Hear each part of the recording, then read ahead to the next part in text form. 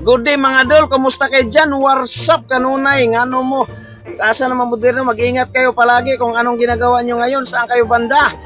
Dol ayo kapoy-kapoy dol, kay work man ni dol, trabaho ba? Para sa atong family, munang dili ta murag makapoy muluya atong lawas dol, continuous ni ba? Lifetime is forever until alive is now. Muna Lord, nga di mo ka kumpiyansa na ko kay na po yung small in English, na po ko small Ilocano and Bicol, marahay na indugabos na gabi, rabi ha, og sa mga nubigat di kalman, shout out sa inyo all over the Philippines, the globe ha, kanang numona ni ako nang pinunasan ng aking upaw, sinaw, matinaw, bugnaw, handalanaw, mauni siya, agapadilib, yung pinaspas mi diri dol, ba kay kadali mi ba kay uli na po ba kay batisamento, maka agaton tuluman dol, di lang kita malimot ani gyud. Ako ipaila-ila din yun dol, ulitaw ni siya. Mo ni siya si George Litada, gikan ni siya sa Masbate kay ni Arisias Manila kay ganahan siya peace of mind ba kay dito gilugan kuno siya og daghan kay bayi mo nang ni Arisias Manila kay dili na siya ganahan og samok. Never bother my mind.